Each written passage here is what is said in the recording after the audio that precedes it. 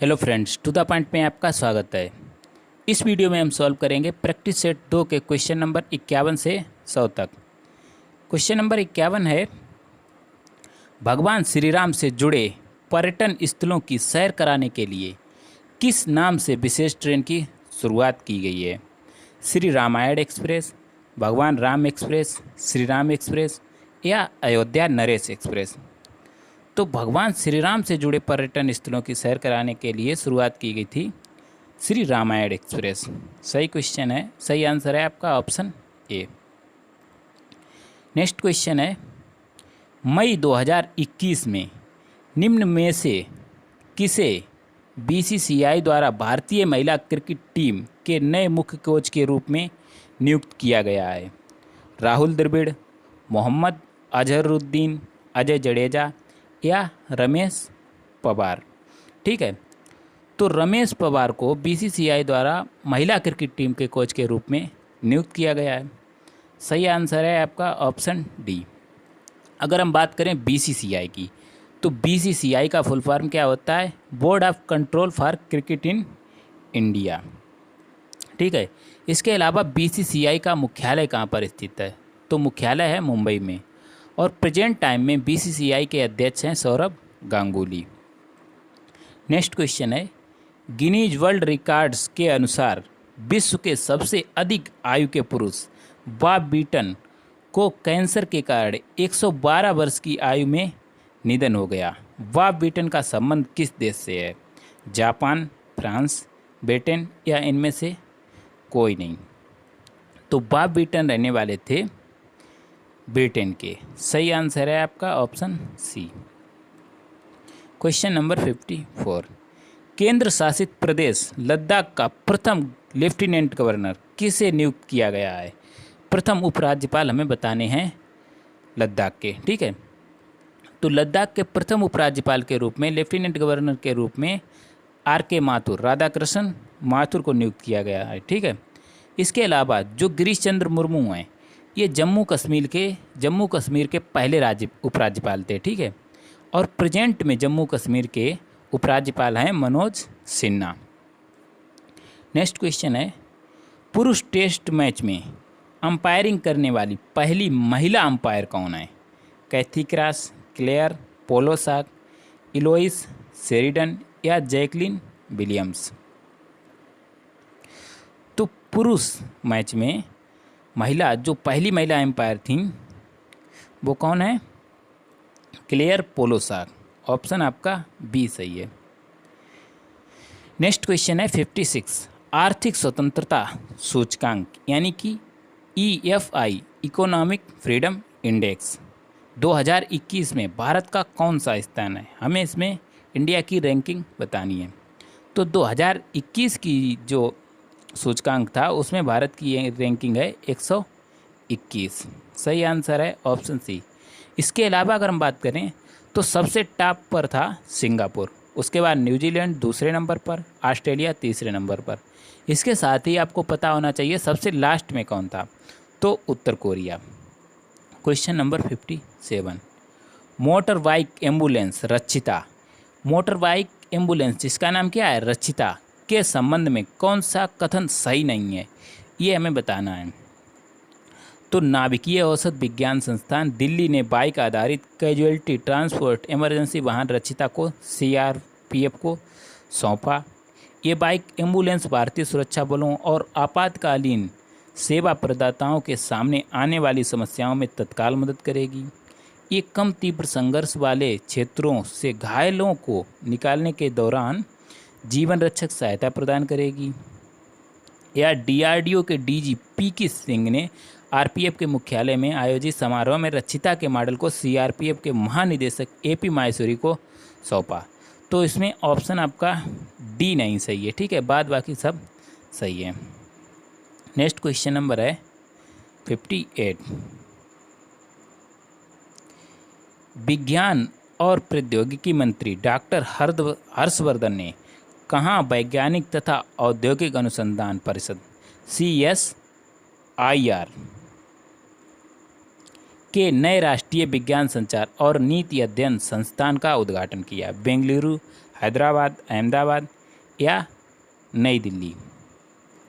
तो CSIR का उद्घाटन हुआ है नई दिल्ली में। सही आंसर है ऑप्शन डी।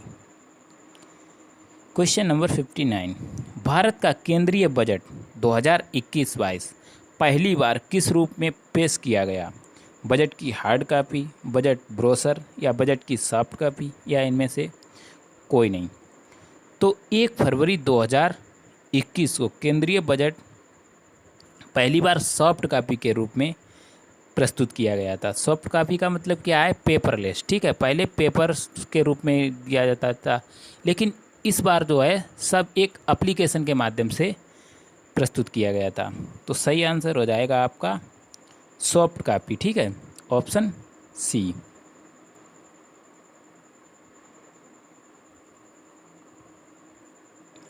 नेक्स्ट क्वेश्चन है, 60 मई 2021 में आयोजित 69वीं मिस यूनिवर्स अंतर्राष्ट्रीय प्रतियोगिता का खिताब किसने जीता? ठीक है, जूलिया गामा, एंड्रिया मेजा या एडलाइन कैस्टेलिनो या इनमें से कोई नहीं? तो 69वीं मिस यूनिवर्स अंतर्राष्ट्रीय प्रतियोगिता में किसको खिताब मिला, यानी कि किसकी जीत हुई? तो इस क्वेश्चन का सही आंसर है एंड्रिया मोजा, ऑप्शन बी। अगर हम बात करें इस बार जो है 69वीं मिस यूनिवर्स अंतर्राष्ट्रीय प्रतियोगिता कहाँ पर आयोजित हुई थी? तो ये आयोजित हुई थी USA के शहर फ्लोरिडा में, और इसका आयोजन 16 मई को किया गया था, 16 मई 2021। नेक्स्ट क्वेश्चन है, व्हेन द रिवर स्लीप्स उपन्यास किसके द्वारा लिखा गया? अनुराधा राय, विक्रम सेठ या शोभा डे या स्टेरिन कीर? ठीक है, व्हेन द रिवर स्लीप, तो ये लिखा गया स्टेरिन कीर द्वारा। डी ऑप्शन आपका सही है। क्वेश्चन नंबर 62, कल्पना चावला की मृत्यु अंतरिक्ष मिशन में हुई, यानी कि कौन से अंतरिक्ष मिशन में कल्पना चावला की मृत्यु हुई थी? 1 जनवरी 2003 को, 5 फरवरी 2003 को, 3 फरवरी 2003 को या 1 फरवरी 2003 को? तो 1 फरवरी 2003 को कल्पना चावला की मृत्यु हुई थी। ठीक है, ये जो कल्पना चावला है इसका आंसर सही होगा ऑप्शन डी। कल्पना चावला भारतीय मूल की सबसे पहली अंतरिक्ष यात्री हैं। ठीक है, इनका क्या हुआ था, लौटते वक्त प्लेन क्रैश हो गया था जिसमें इनकी मृत्यु हो गई थी। क्वेश्चन नंबर 63, विश्व की प्रथम महिला अंतरिक्ष यात्री कौन थी? वेलेंटीना तेरेस्कोवा या मारिया एस्टेला पेरान या स्वेतलाना सवित्स्काया या के कोटी? तो इस क्वेश्चन का सही आंसर है ऑप्शन ए, वेलेंटीना तेरेस्कोवा। ये जो है रसिया की अंतरिक्ष यात्री थी और इन्होंने सबसे पहले उड़ान भरी थी कब? 1963 में। ठीक है, question number 64, mother Yashoda award किसे दिया जाता है? NSS वर्कर्स या आंगनवाड़ी वर्कर्स या NSO वर्कर्स या अम्बाबाड़ी वर्कर्स? तो इसमें मैं बताना है मदर यशोदा अवार्ड किसे दिया जाता है? तो ये दिया जाता है आंगनवाड़ी वर्कर्स को। सही आंसर है आपका ऑप्शन बी। अब ये अवार्ड देता कौन है? तो ये महिला एवं बाल विकास मंत्रालय द्वारा किया जाता है, यानी कि जो आंगनवाड़ी महिलाएं जो हैं बच्चों की अच्छे तरह से देखभाल करती हैं उनको दिया जाता है। नेक्स्ट क्वेश्चन है, घूमर लोक नृत्य है कहाँ का है? बिहार का, राजस्थान का, मध्य प्रदेश का या छत्तीसगढ़ का? तो घूमर जो है राजस्थान का प्रचलित लोक नृत्य है। ठीक है, सही आंसर है ऑप्शन बी। इसके अलावा जो घूमर लोक नृत्य ये किसके द्वारा किया जाता है? तो ये भील जनजाति द्वारा किया जाता है। क्वेश्चन नंबर 66, चंडीगढ़ के रॉक गार्डन की नींव किसने रखी थी? नेकचंद सैनी ने, अल्बर्ट मेयर ने या मैकेज नोविकी या उपरोक्त में से कोई नहीं? तो रॉक गार्डन की नींव रखी थी नेकचंद सैनी ने। ए ऑप्शन आपका सही है। क्वेश्चन नंबर 67, विश्व निमोनिया दिवस कब मनाया जाता है? 15 दिसंबर को, 12 नवंबर को, या 8 मई को, या 2 फरवरी को। तो वर्ल्ड निमोनिया डे ये मनाया जाता है 12 नवंबर को। ठीक है।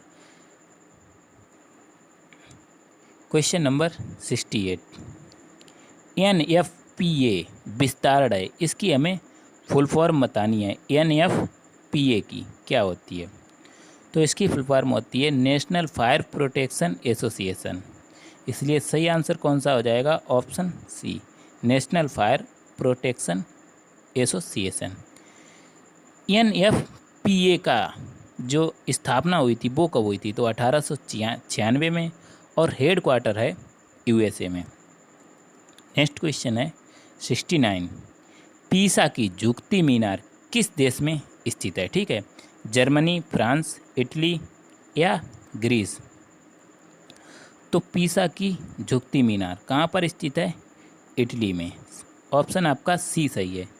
जो झुकती मीनार है पीसा की, इसकी ऊंचाई कितनी है? तो 55.86 मीटर। नेक्स्ट है क्वेश्चन नंबर 70, किस देश ने पहला T20 क्रिकेट का विश्व कप जीता? भारत, ऑस्ट्रेलिया, इंग्लैंड या पाकिस्तान। तो T20 का पहला क्रिकेट विश्व कप जीता था भारत ने, पाकिस्तान को हराकर। सही आंसर है आपका ऑप्शन ए।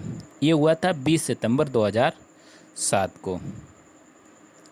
अब जो है आपके क्वेश्चन आते हैं गद्यांश वाले, ये 70 से 80 तक। ठीक है, 10 क्वेश्चन इसमें हैं। तो इसमें 2 पैरा मिलेंगे, आप इसको चाहें स्किप कर सकते हैं। इसके बाद आएगा मैथ का पोर्शन। तो ये निर्देश दिए गए हैं 71 से 75 के लिए। निम्नलिखित गद्यांश को ध्यानपूर्वक पढ़कर इस पर आधारित प्रश्नों के उत्तर दीजिए। तो ये हमें एक गद्यांश दिया गया है। राष्ट्रीय भावना के अभ्युदय एवं विकास के लिए भाषा भी एक प्रमुख तत्व है। मानव समुदाय अपनी संवेदनाओं, भावनाओं एवं विचारों की अभिव्यक्ति हेतु भाषा का माध्यम अपरिहार्यता अपनाता है। इसके अतिरिक्त इसके पास कोई और विकल्प नहीं है। दिव्य ईश्वरीय अन्नदातानुभूति के संबंध में भले ही कबीर ने गूंगे केरी सरकरा उक्ति को प्रयोग किया था, पर इससे उनका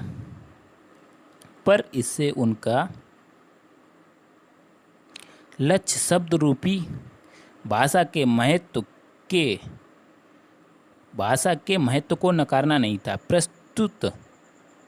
प्रत्युत उन्होंने भाषा को बहता नीर कहकर भाषा की गरिमा प्रतिपादित की थी। विद्वानों की मान्यता है कि किसी एक राष्ट्र के भूभाग की भौगोलिक विविधताएं तथा उसके पर्वत, सागर, सरिताओं आदि की बाधाएं उस राष्ट्र के निवासियों के परस्पर मिलने जुलने में अवरोधक सिद्ध हो सकती हैं। उसी प्रकार भाषागत विभिन्नता से भी उनके पारस्परिक संबंधों में निर्बाधता नहीं रह पाती।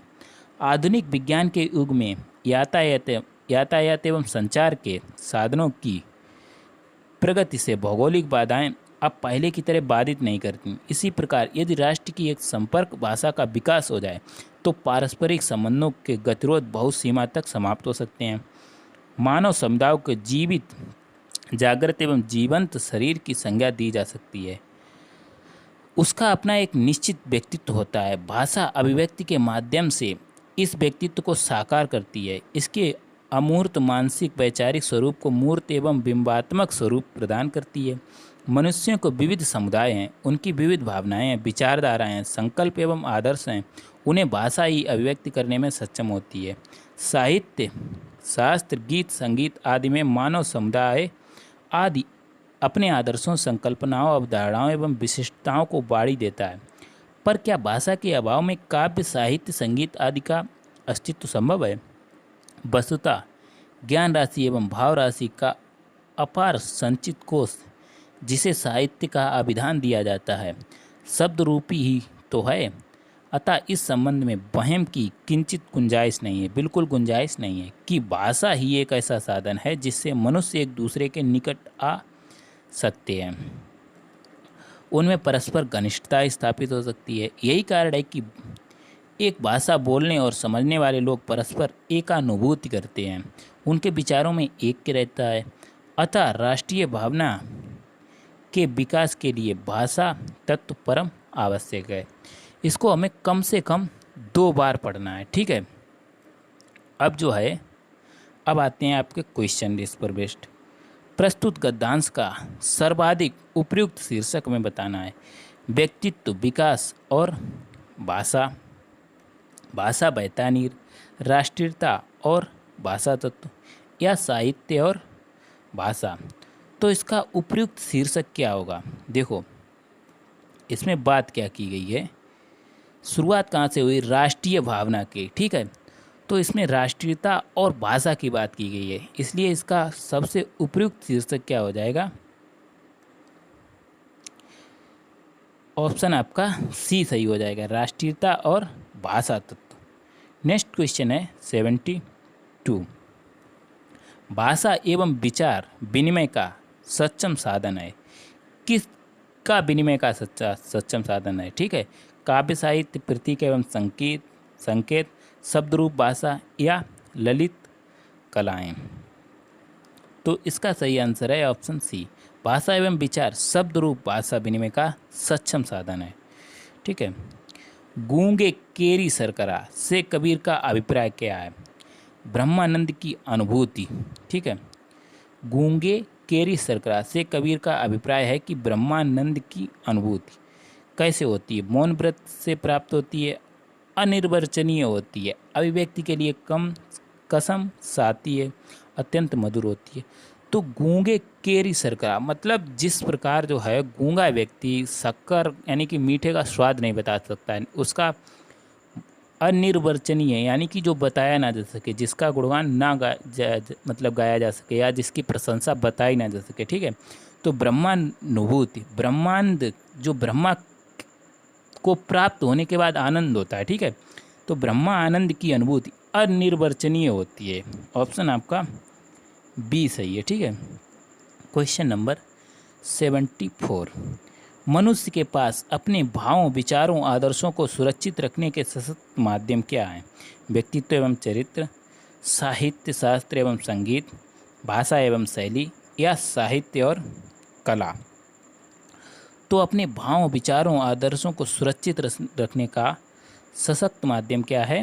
साहित्य और कला। ऑप्शन आपका डी राइट है। नेक्स्ट क्वेश्चन है, भाषा तत्व के अभाव में अस्तित्व संभव नहीं है। ये देखो क्वेश्चन जो है हमें गद्यांश पढ़ के देने हैं, ठीक है, तो उन्हीं के बेस्ट पर आप इनका आंसर देंगे।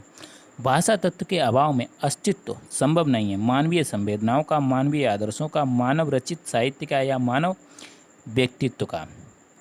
तो इसका सही आंसर है ऑप्शन ए, मानवीय संवेदनाओं का। अब नेक्स्ट पैरा है, इसमें भी सेम वही है। कंप्यूटर नेटवर्क का आविष्कार सूचनाओं को साझा करने के उद्देश्य से किया गया था। पहले इसके माध्यम से हर प्रकार की सूचनाओं को साझा करना संभव नहीं था, किंतु अब सूचना प्रौद्योगिकी के इस युग में दस्तावेजों एवं ध्वनि के साथ साथ वीडियो का आदान प्रदान करना भी संभव हो गया है। इंटरनेट वह जिन्न है जो आपके सभी हुक्मों की तामील करने को तैयार रहता है। विदेश जाने के लिए हवाई जहाज़ का टिकट बुक करना हो, या किसी पर्यटन स्थल पर स्थित होटल का कोई कमरा बुक करना हो, किसी किताब का ऑर्डर देना हो, अपने व्यापार को बढ़ावा देने के लिए विज्ञापन देना हो, एडवर्टाइजमेंट देना हो, अपने मित्रों से ऑनलाइन चैटिंग करना हो, डॉक्टरों से स्वास्थ्य संबंधी सलाह लेनी हो, या वकीलों से कानूनी सलाह लेनी हो, इंटरनेट हर मर्ज की दवा है, ठीक है, बिल्कुल सही बात है। इंटरनेट ने सरकार, व्यापार और शिक्षा को नए अवसर दिए हैं। सरकारें अपने प्रशासनिक कार्यों के संचालन, विभिन्न कर प्रणाली प्रबंधन और सूचनाओं के प्रसारण जैसे अनेकानेक कार्यों के लिए इंटरनेट का उपयोग करती हैं। कुछ वर्ष पहले तक इंटरनेट व्यापार और वाणिज्य में प्रभावी नहीं था, लेकिन आज सभी तरह के विपणन और व्यापारिक लेन देन इसके जरिए संभव है। इंटरनेट पर आज पत्र पत्रिकाएं प्रकाशित हो रही हैं, रेडियो के चैनल उपलब्ध हैं और टेलीविज़न के लगभग सभी चैनल भी मौजूद हैं। इंटरनेट के माध्यम से आज शैक्षणिक पाठ्यक्रमों का संचालन किया जा सकता है। विश्व के एक छोर से दूसरे छोर पर स्थित पुस्तकालय से जुड़कर किसी विषय का विशेष ज्ञान प्राप्त किया जा सकता है। इंटरनेट के कई लाभ हैं तो इसकी कई खामियां भी हैं। इसके माध्यम से नग्न दृश्यों तक बच्चों की पहुंच आसान हो गई है, यानी कि पोर्नोग्राफी तक उनकी पहुंच हो गई है। कई लोग इंटरनेट का प्रयोग अश्लील साइटों को देखने और सूचनाओं को चुराकर उनका दुरुपयोग करने में करते हैं। इससे साइबर अपराधों में वृद्धि हुई है। इंटरनेट से जुड़ते समय वायरसों द्वारा सुरक्षित फाइलों के नष्ट या संक्रमित होने का खतरा भी बना रहता है। इन वायरसों से बचने के लिए एंटीवायरस सॉफ्टवेयर का प्रयोग आवश्यक होता है। इन सब के अतिरिक्त बहुत सारे लोग इस पर अनावश्यक और गलत आंकड़े एवं तथ्य भी प्रकाशित करते हैं। अतः इस पर उपलब्ध सभी आंकड़े एवं तथ्यों को हमेशा प्रमाणिक नहीं माना जा सकता है, यानी कि बिल्कुल सही बात की गई है। इनके इस्तेमाल के वक्त हमें काफ़ी सावधानी बरतने की ज़रूरत पड़ती है। इस तरह इंटरनेट यदि ज्ञान का सागर है तो इसमें कूड़े कचड़ों की भी कमी नहीं है। यदि इसका इस्तेमाल सही करना आ जाए तो इस सागर से ज्ञान व प्रगति के मोती हासिल होंगे, और यदि गलत इस्तेमाल किया जाए तो कूड़ा कचड़ा के अलावा कुछ भी याद नहीं लगेगा। इंटरनेट पर उपलब्ध ज्ञान के सागर इस माध्यम का सही ढंग से समुचित उपयोग मनुष्य की तरक्की में अहम भूमिका निभाएगा। अतः आने वाली पीढ़ी को इसका सही इस्तेमाल सिखाना अति आवश्यक है, वरना ये बच्चों के हाथ में धारदार तलवार साबित होगा। ठीक है, अब हमें आंसर करना है। तो इंटरनेट से संभावित होने वाले किस कार्य की चर्चा इस गद्यांश में नहीं की गई है? अश्लील साइटों को देखना, ठीक है, की गई है इसकी चर्चा। सूचनाओं को चुराना, ये भी किया गया है। साइबर अपराध, ये भी किया गया है। एंटीवायरस सॉफ्टवेयर का विकास, ये नहीं किया गया है। ठीक है, ऑप्शन आपका डी सही हो जाएगा। नेक्स्ट क्वेश्चन है, फाइलों को नष्ट या संक्रमित होने का खतरा कब होता है? तो इंटरनेट से जुड़ते समय, अश्लील साइट को देखते समय, सूचनाओं को चुराते समय, सूचनाओं का दुरुपयोग करते समय। तो गद्यांश में भी दिया गया है ये, ठीक है, कि इंटरनेट से जुड़ते समय फाइलों के नष्ट होने यानी कि वायरस का खतरा बना रहता है, संक्रमित होने का खतरा बना रहता है। ऑप्शन आपका ए सही है। मनुष्य की तरक्की में अहम भूमिका कौन निभाएगा? इंटरनेट पर उपलब्ध ज्ञान का सागर, इंटरनेट का समुचित उपयोग, इंटरनेट पर उपलब्ध ज्ञान का सागर एवं माध्यम का सही ढंग से समुचित उपयोग। देखो ऑप्शन आपका जैसे सी भी सही है कि इंटरनेट का समुचित उपयोग, लेकिन हमें बेस्ट से बेस्ट इसमें सबसे ज़्यादा अच्छा कौन है? ठीक है, तो सबसे सही ऑप्शन आपका डी है, इंटरनेट पर उपलब्ध ज्ञान का सागर और उसका सही ढंग से उपयोग। नेक्स्ट क्वेश्चन है, इंटरनेट है एक माध्यम, सूचना प्रौद्योगिकी या सूचना। तो इंटरनेट क्या है? ज्ञान का जरिया है, एक माध्यम है, ठीक है, ज्ञान प्राप्ति का। ऑप्शन आपका बी सही है। नेक्स्ट क्वेश्चन है, इंटरनेट के जरिए किस संभव कार्य की चर्चा प्रस्तुत गद्यांश में नहीं की गई है? पत्र पत्रिकाओं का प्रकाशन, बिल्कुल की गई है, ठीक है। वकीलों से कानूनी सलाह की गई है। खेलों का सीधा प्रसारण, ठीक है, इसकी चर्चा नहीं की गई है। इसके अलावा शैक्षणिक पाठ्यक्रम का संचालन, इसकी भी चर्चा की गई है। तो ऑप्शन आपका सी सही हो जाएगा। अब आपके क्वेश्चन नंबर 81 से 85 तक के लिए रेखा आरेख किसी कंपनी की 2001 से 2010 के दौरान वार्षिक बिक्री के आंकड़ों को दर्शाता है।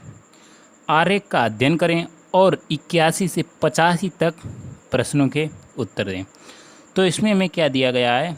एक आपका ग्राफ दिया गया है। इस तरफ जो है बिक्री है करोड़ों रुपए में, ठीक है, करोड़ रुपए में, और ये जो है ईयर दिए गए हैं।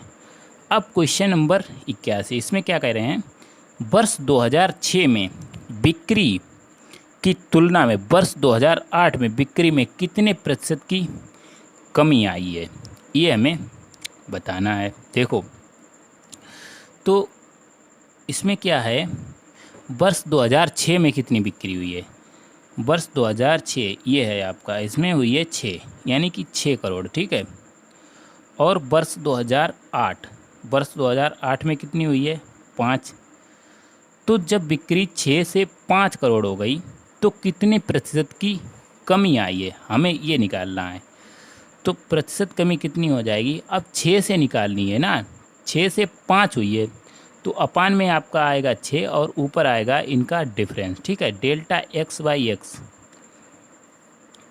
तो 6 - 5 गुणा 100% निकाल रहे हैं।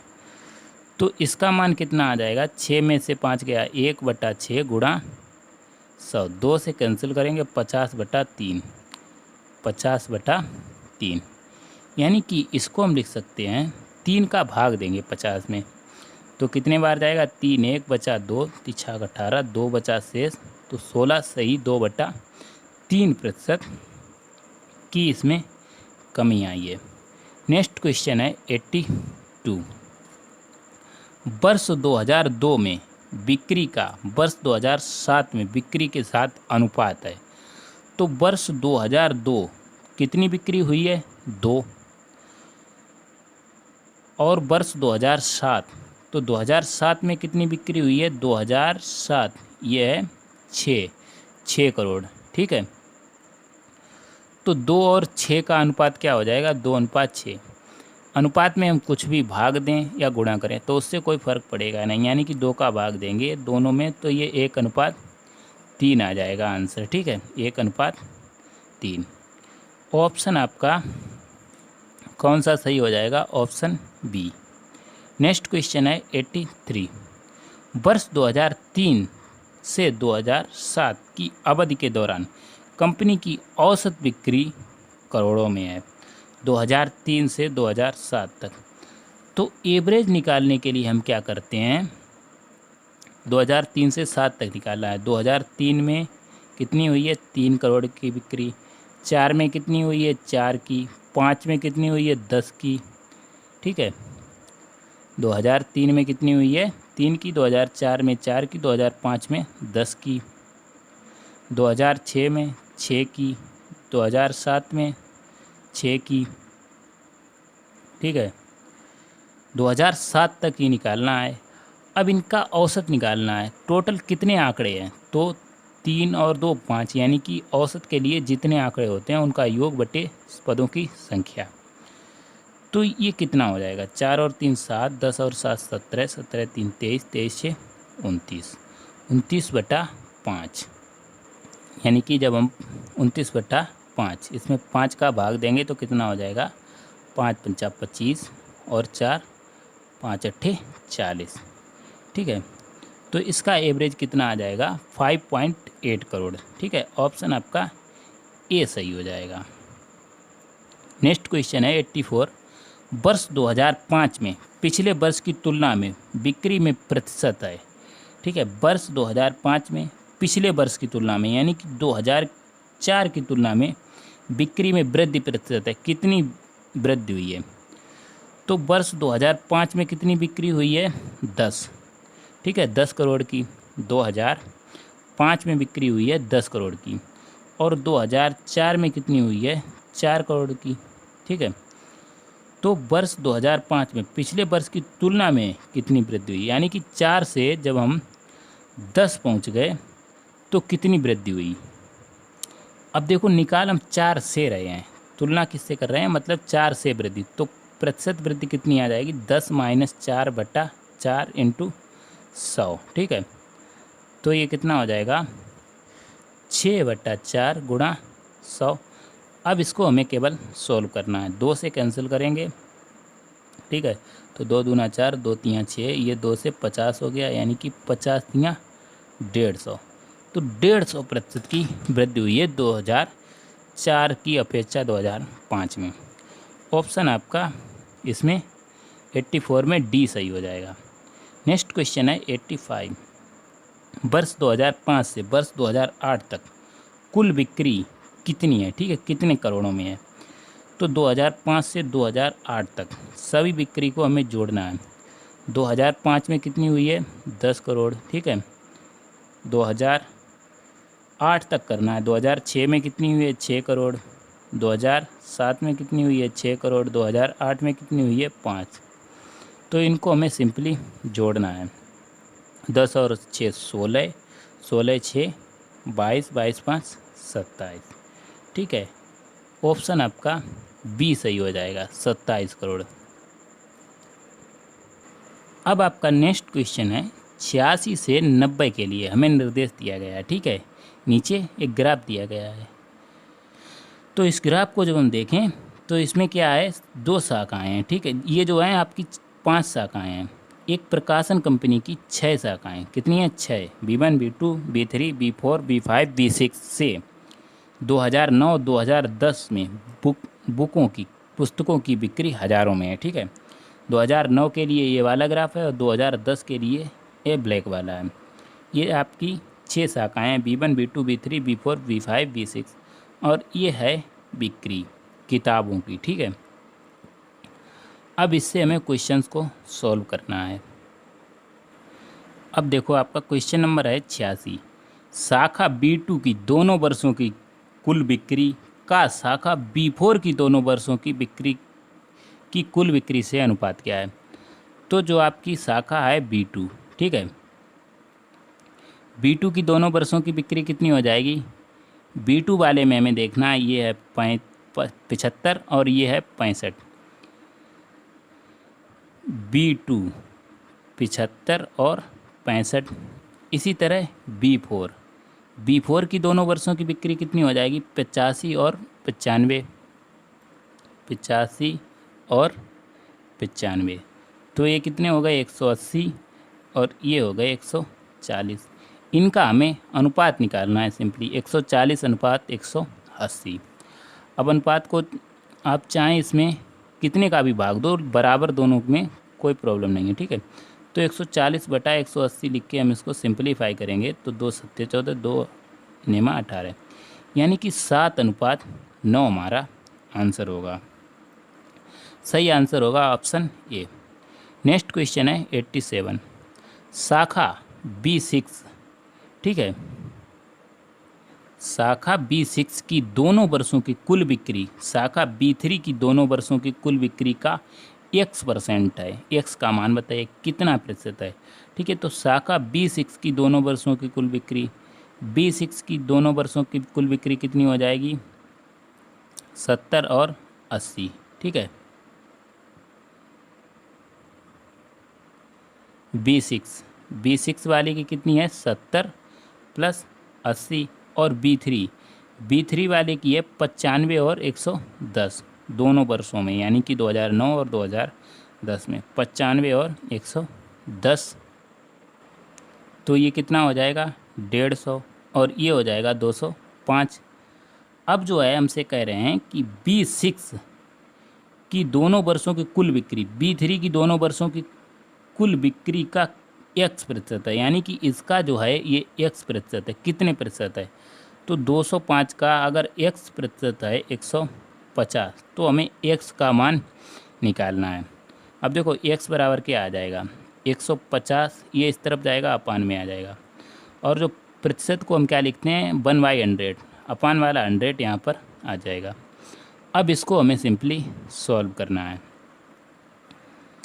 तो ये कितना हो जाएगा, 5 का भाग देंगे, 5 चाकू 20 और 5 एकन 5, 5 त्यों 15, यानी कि 30। ये आ गया 3000 बटा 41। तो जब हम 3000 में 41 का भाग देंगे तो ये आ जाएगा 73.17%, ठीक है। ऑप्शन आपका बी सही हो जाएगा। अब क्वेश्चन नंबर 88 है। शाखा B1 B2 और B3 की वर्ष 2010 में औसत बिक्री का X%, शाखा B1 B3 और B6 की वर्ष 2009 की औसत बिक्री है, X का मान बताइए। तो शाखा B1 B2 और B3 की वर्ष 2010 में औसत बिक्री हम सबसे पहले निकालेंगे। तो देखो 2010 वाला जो ग्राफ है वो बिल्कुल ब्लैक है। तो B1 B2, B1 में 2010 वाला कितना है, 105, कितना है, 105। B2 में 2010 वाला कितना है, 65। B3 में 2010 वाला कितना है, 110, ठीक है। इनका औसत का मतलब क्या होता है, पदों का योग बट्टे पदों की संख्या, 3 है, 3 आ जाएगा, ठीक है, अपान में। इसी तरह B1 B3 और B6 का वर्ष 2009 में, यानी कि अब ये वाला ग्राफ हमें लेना है, ठीक है, 2009 वाला। तो B1 में 2009 में कितने हैं, 80। B3 में 2009 में कितने हैं, 95, ठीक है, 95,000 की बिक्री हुई है। इसके बाद जो है B6, B6, तो B6 में 2009 में कितना है 70, यानी कि 70 और बटा 3, तो ये कितना हो जाएगा, जब हम इसको सॉल्व करेंगे ये आपका सम आएगा 280 बटा 3 और ये आएगा 245 बटा 3। ये तो आप सॉल्व कर ही सकते हैं, ठीक है। अब जो है, अब क्वेश्चन देखो,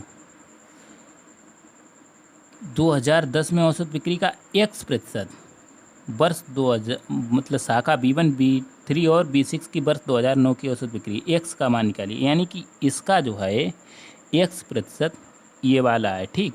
इसको हमें सॉल्व करना है, तो x बराबर कितना आ जाएगा, सिंपली 245 बटा 3 और ये जो है अपान वाला 3 ऊपर जाएगा, ये अपान में 280 नीचे आएंगे और इंटू 100 हो जाएगा, क्योंकि प्रतिशत को हम 1/100 लिखेंगे। इसको हम सॉल्व करें तो देखो 5 से कैंसिल करेंगे, ये 0 तो कैंसिल हो गया, यानी कि अब ये जो है 4 से काटें तो 4 7 28, एक्चुअली ये 4 से नहीं कटेगा, ठीक है। तो इसको हम क्या करें, ये 245, ये 10 का गुणा करेंगे और अपान में इसको 28 ही रहने दो। तो जब इसमें हम भाग देंगे, ठीक है, जब 2450 में 28 का भाग देंगे तो ये आएगा कितना, 87.5, ठीक है। इसलिए आपका सही आंसर हो जाएगा ऑप्शन बी, 87.5। नेक्स्ट क्वेश्चन है 89। इसमें क्या कह रहे हैं, सभी शाखाओं की वर्ष 2009 में औसत बिक्री है। वर्ष 2009 में हमें औसत बिक्री बतानी है, तो 2009 वाला ग्राफ कौन सा है, ये वाला, ठीक है, लाइंस वाला। तो सभी शाखाओं की बतानी है, यानी कि पहले में कितने हैं 80, ठीक है, 80,000 की बिक्री हुई। B2 में कितनी हुई 75, B3 में 2009 में कितनी 95, ये है 85, इसमें कितनी है 75, इसमें कितना है 70। इनका औसत निकालना है, ठीक है, औसत बिक्री, यानी कि कितने जो हैं 6 हैं, 6 शाखाएँ हैं, तो अपान में आ जाएगा 6। अब सिंपली इसका हमें क्या करना है, सम और बाई 6, तो इसका सम कितना आएगा 480 बटा 6, यानी कि ये आ जाएगा 6 × 8 = 48, 80%। तो इस क्वेश्चन का सही आंसर हो जाएगा ऑप्शन सी। नेक्स्ट क्वेश्चन है, शाखा B1, B3 और B5 की दोनों वर्षों में कुल बिक्री क्या है। तो B1 की दोनों वर्षों में बिक्री कितनी है 80 और 105। इसी तरह B3 की दोनों वर्षों में कितनी है 95 और 110। B5 इसकी कितनी है 75 और 95, और इनका भी हमें कुल बताना है। तो ये सब सिंपली जोड़ देंगे, भाई हमारा आंसर हो जाएगा।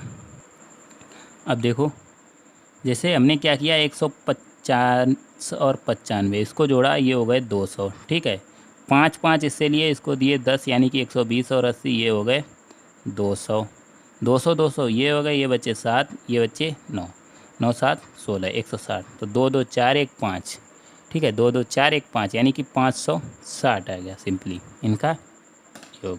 ऑप्शन आपका डी राइट हो जाएगा। नेक्स्ट क्वेश्चन है सारणी, ठीक है, 7 कॉलेजों के छात्रों की संख्या दर्शाती है जो पाठ्येतर क्रियाकलापों में भाग लेते हैं। ये आपके 7 कॉलेज हैं ABCDEFG, और क्रियाकलाप first, second, third, fourth. Question number 91 है, क्रियाकलाप फोर्थ में छात्रों की संख्या के परिसर और क्रियाकलाप थर्ड में छात्रों की औसत संख्या प्रति कॉलेज का अंतर है, ठीक है। अब देखो, क्रियाकलाप 4 में छात्रों की संख्या का परिसर, सबसे पहले क्वेश्चन नंबर 91। तो जो आपका क्रियाकलाप 4 है उसमें परिसर कैसे निकालेंगे। परिसर का मतलब क्या होता है, रेंज, यानी कि सबसे छोटी संख्या और सबसे बड़ी संख्या में अंतर कितना है, उसका फैलाव कितना है। तो इसमें सबसे छोटी संख्या देखनी है और सबसे बड़ी है 438 और सबसे छोटी है 105, ठीक है। तो ये आ जाएगा परिसर। इनको हम घटाएंगे, डिफरेंस 8 में से 5 गया 3, 3 में से 0 3, 4 में से 1 3, परिसर आ गया 333। तो क्रियाकलाप फोर्थ का परिसर आ गया 333 में छात्रों की संख्या के परिसर और क्रियाकलाप थर्ड में छात्रों की औसत संख्या प्रति कॉलेज का अंतर है। तो क्रियाकलाप 3 में छात्रों की औसत संख्या कितनी आएगी। अब क्रियाकलाप 3 में छात्र कितने हैं, ठीक है, 65, 130, 420, 75, 540, 220 या 153। तो औसत के लिए क्या करेंगे, कितने हैं, 3, 3, 6 और 7, ठीक है, 7 हैं तो बटा 7 कर देंगे, ये निकल कर आएगा इनका एवरेज। तो जब हम इनको जोड़ेंगे तो ये कितना आएगा, 1603 बटा और ये बटे में है 60, ठीक है, इनका सम आएगा 1603। तो जब भाग देंगे 229 आ जाएगा। अब देखो ये तो आया परिसर 3 में औसत और परिसर 4 में ये है परिसर, ठीक है, मतलब क्रियाकलाप 4 में परिसर और क्रियाकलाप 3 में औसत। अब इनके अंतर बताना है, ठीक है, इनमें डिफरेंस। तो डिफरेंस कितना हो जाएगा, सिंपली हम इनको घटा देंगे, ठीक है, 333 से 229। तो ये कितना आएगा, 333 से जब हम 229 घटाएंगे, 13 में से 9 गया 4, 2 में से 0, ठीक है, और ये आ जाएगा 104। सी ऑप्शन आपका राइट हो जाएगा। नेक्स्ट क्वेश्चन है 92। क्रियाकलाप सेकंड में छात्रों की संख्या का क्रियाकलाप फोर्थ में छात्रों की संख्या के साथ प्रतिशत है। तो क्रियाकलाप सेकंड में छात्रों की संख्या और क्रियाकलाप फोर्थ में छात्रों की संख्या। तो क्रियाकलाप सेकंड में छात्रों की संख्या है कितनी, देखो सेकंड यानी कि 100 प्लस 200 प्लस 200 प्लस 100 प्लस 100, जब इनका हम सम करेंगे कितना हो जाएगा, 100, 2, 3, 400, 2, 600, 2, 800, 1, 900, ठीक है। तो ये आ जाएंगे टोटल 900 के बराबर, ये हैं सेकंड वाले। इसी तरह क्रियाकलाप फोर्थ वाले में कौन कौन से हैं, ये हैं 317, 155 plus 438 plus 105 plus 385 plus 280 plus 120, सही है। अब जो है इनका ये सम कितना आएगा, तो ये आएगा 1800। अब जो है 900 का 1800 के साथ कितना प्रतिशत है, यानी कि 1800 का कितना प्रतिशत है, 900, ठीक है। तो प्रतिशत कितना आ जाएगा, 900 बट्टा 1800 गुणा 100, तो ये हो गया कैंसिल, 9 दूना 18, 2 से 100 यानी कि 50 आ जाएगा, 50%। ऑप्शन आपका डी सही है, ठीक है। Question number 93। क्रियाकलाप थर्ड से संबंधित आंकड़ों की माध्यिका क्या है। तो क्रियाकलाप थर्ड में जो आंकड़े दिए गए हैं, ठीक है, 7 आंकड़े हैं। अब इनको हमें क्या करना है, माध्यिका निकालने के लिए या तो आरोही क्रम में या अवरोही क्रम में व्यवस्थित करना है। तो इनको हम कर रहे हैं आरोही क्रम में व्यवस्थित, ठीक है, आरोही यानी कि बढ़ते क्रम में। अब आरोही क्रम क्या हो जाएगा, सबसे छोटा कौन सा है, 65, उसके बाद है 75, उसके बाद है 130, उसके बाद है 153, उसके बाद आता है 220 और इसके बाद 420, लास्ट में 540। ये हो गया आरोही क्रम। कितने नंबर्स हैं, ठीक है, देखो 7 हैं, n बराबर है 7 यानी कि विषम है। तो विषम के लिए माध्यिका क्या होती है, माध्यिका होती है n+1/2वें पद का मान, ठीक है, यानी कि 7 + 1/2 यानी कि चौथे पद, 7 और 1 8, 8/2 यानी कि चौथे पद का मान, ठीक है। तो चौथा 1 2 3 4, चौथा पद कौन सा आ जाएगा, 153 आपका आंसर हो जाएगा। ऑप्शन सी सही है। नेक्स्ट क्वेश्चन है 94। वह कॉलेज कौन सा है जिसमें छात्रों की सबसे कम संख्या पाठ्योत्तर क्रियाकलाप में हिस्सा लेती है, ठीक है। तो ये कॉलेज कौन सा है जिसमें छात्रों की सबसे कम संख्या है, ये हमें बताना है। डी, एफ, जी या ए। तो डी, सबसे पहले डी में ऐड करेंगे, उसके बाद जी वाले को ऐड करेंगे, उसके बाद एफ वाले को ऐड करेंगे, उसके बाद ए वालों को ऐड करेंगे। 4 ऑप्शन जो आपके दिए गए हैं उन्हीं के जो कॉलेज हैं उनके स्टूडेंट्स को ऐड करेंगे। तो डी वाले कौन से हैं? 100, 100, 75, 105। ये कितने हो जाएंगे? 5 5 10 की 0 80 या 1, ठीक है। और ये 8, ये 380। इसी तरह एफ वाले कौन से हैं? ये हैं 300, 100, 220 और 280। तो ये 0 8 2 10 की 0 80 1 3 1 4 1 5 2 7 2 9, ये आ जाएंगे 900। अब हम करेंगे जी वाले, ठीक है। ये हैं डी वाले, ये हैं एफ, ये हैं जी वाले 200, 100, 153, 120, 200, 100, 153, 120। तो 3 7 3 2 5, 573। इसी तरह ए वाले निकालेंगे तो 200, 100, 65 और 317। तो 7 5 12 की 2 80 लाया 1 6 1 7 1 8 3 1 4 2 6, ये आ जाएंगे 682। अब इनमें से क्वेश्चन क्या कह रहा है? वह कॉलेज कौन सा है जिसमें छात्रों की सबसे कम संख्या पाठ्येतर क्रियाकलापों में हिस्सा लेती है? तो सबसे कम संख्या कौन सी है इसमें? डी वाली, ठीक है। ऑप्शन आपका ए सही हो जाएगा। नेक्स्ट क्वेश्चन है 95। क्रियाकलाप सेकंड तथा फर्स्ट में छात्रों की कुल संख्या का अनुपात क्या है? तो क्रियाकलाप सेकंड और फर्स्ट, ठीक है। देखो सेकंड वाले का हम सम पीछे कर चुके थे, वो कितना आया था? 100 200 200 और ये इनका आया था शायद 900, ठीक है। तो क्वेश्चन नंबर 95 सेकंड वालों का आया है 900। अब हमें करना है फर्स्ट वालों का सम। तो फर्स्ट वाले कौन से हैं? 200 300 500 100 400 300, ये, ठीक है।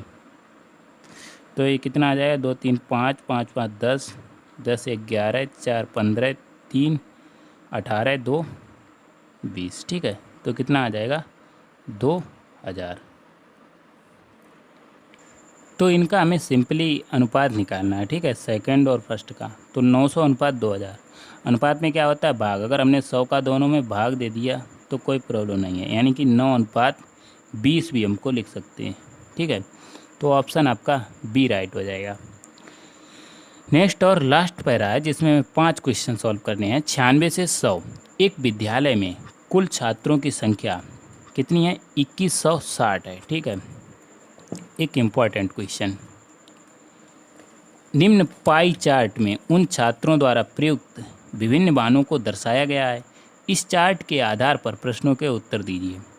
देखो टोटल छात्र हैं 2160।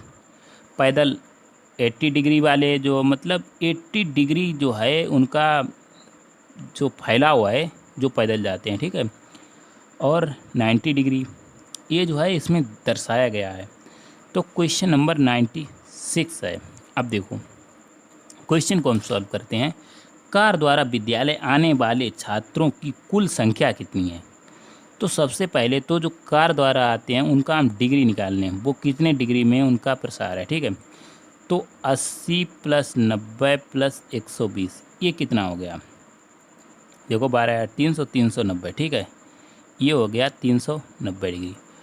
अब एक्चुअली ये कितना हो गया? देखो 290, ठीक है, क्योंकि 360 तो पूरा होगा, 390 हो ही नहीं सकता। अब 290 ये हो गया, पूरा एंगल होता है एक चक्कर में 360, ये पूरा होना चाहिए 360। तो 290 360 में से 290 घटाएंगे, यानी कि कितना आ जाएगा? 70। तो जो कार वाला ये है, इसमें कितना आ जाएगा? ये 70 डिग्री इसका होगा, ठीक है। जो प्रकोप है, ठीक है, क्षेत्र इसका कितना होगा? 70 डिग्री। अगर यहाँ पर हम ये निकाल लें जो टोटल है 360 डिग्री, 360 डिग्री में कितने विद्यार्थी हैं? कुल छात्रों की संख्या है 2160। तो 360 डिग्री बराबर है 2160 के, यानी कि 1 डिग्री कितने के बराबर हो जाएगा, 2160/360। तो ये कैंसिल हो जाएगा, 6 से कैंसिल करेंगे, 18, 3 बचा, छछरंग 36, छछरंग 36 यानी कि 6। मतलब समझ में आया कि 1 डिग्री में 6 छात्र हैं। ठीक है, 1 डिग्री में 6 छात्र हैं। अब जो है तो कार द्वारा कितने होंगे, कार जो है 70 डिग्री कवर करता है, तो 70 गुणा 6, आंसर हो जाएगा 6 सत्ते 42, 420 छात्र। ये आपका क्वेश्चन नंबर 96 सॉल्व हुआ। 1 डिग्री 6 छात्र। कार द्वारा, ठीक है, जो आपका 97 क्वेश्चन है, कार द्वारा विद्यालय आने वाले छात्रों और बस द्वारा विद्यालय आने वाले छात्रों का अनुपात कितना है। तो देखो, अब या तो छात्रों की संख्या निकालो या इससे डिग्री वाला निकाल लो। देखो कैसे समझो, कार जो है 70 डिग्री है कार का, और बस वालों का कितना है, 90 डिग्री। तो जब आप डिग्री को इसमें विद्यार्थियों की संख्या में कन्वर्ट करोगे, यानी कि 6 का गुणा करोगे, क्योंकि 1 डिग्री 6 छात्र के बराबर है। ये आ गए छात्र, कार वाले ये आ गए और बस वाले ये आ गए। इनका अनुपात निकालना है, तो अनुपात में किसी भी संख्या से भाग देते हैं, कोई फ़र्क पड़ेगा नहीं। यानी कि 6 का हमने कर दिया भाग, तो 70 और 90 का जो अनुपात निकालोगे वो वही रहेगा। और इसमें हमने लास्ट में 10 का भी भाग दे दिया, तो 7:9 हमारा आंसर हो जाएगा। लेकिन 7:9 तो इसमें आंसर भी नहीं है। ठीक है, तो क्या है, एक्चुअली इन्होंने आंसर दे दिया 3 का इसमें मल्टीप्लाई कर दो। ठीक है, तो 7 या 21, 9 या 27। अनुपात में गुणा या भाग करने से कुछ नहीं होता है। ऑप्शन एक तरह से इन्होंने बस चेंज कर दिया है। ठीक है, नेक्स्ट क्वेश्चन है 98। पैदल चलकर या बस द्वारा विद्यालय आने वाले छात्रों की संख्या कितनी है। तो पैदल, चलकर या बस, तो पैदल और बस दोनों आ जाएंगे। पैदल वाले हैं 80 डिग्री में, बस वाले हैं 90 डिग्री में।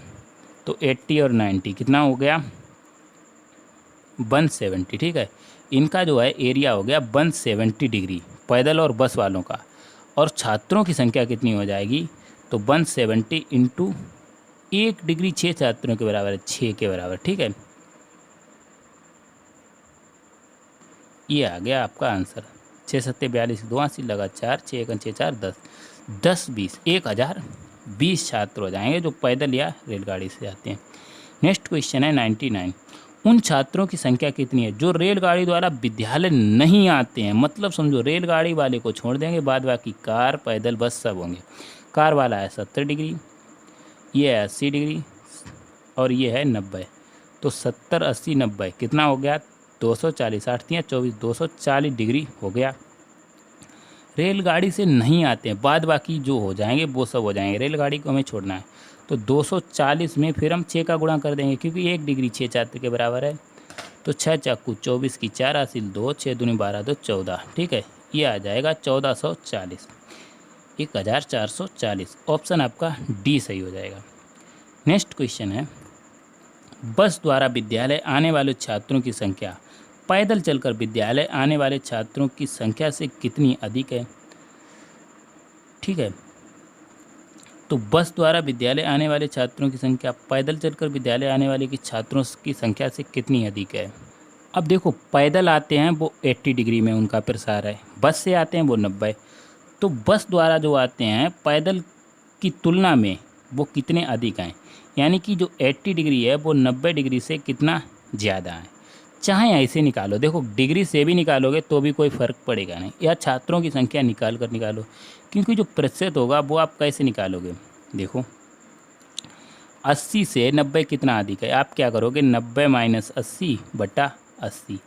ये तो डिग्री है एक्चुअली। अगर छात्रों की संख्या निकालोगे तो 1 डिग्री में कितना है, 6 छात्र, यानी कि 6 का गुणा करोगे, 6 का गुणा, जो 6 आपने गुणा किया है वो ऊपर से कॉमन है कि नीचे वाले से कैंसिल हो जाएगा, इसीलिए दोनों तरह से सेम आएगा।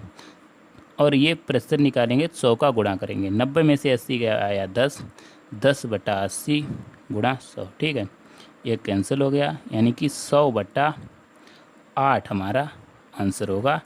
काटेंगे, 2 से काटेंगे, एक्चुअली 2 4 से काट दो तो 4 दूना 8 और ये कितना 25, तो 25 बटा 2 यानी कि 12.5 12%। ऑप्शन आपका कौन सा सही हो जाएगा? ऑप्शन बी सही हो जाएगा। तो ये था हमारा लास्ट क्वेश्चन। यहाँ पर हमने सॉल्व किए प्रैक्टिस सेट 2 के लास्ट के 50 क्वेश्चन। उम्मीद करते हैं आप लोगों को वीडियो पसंद आई होगी। Thanks for watching.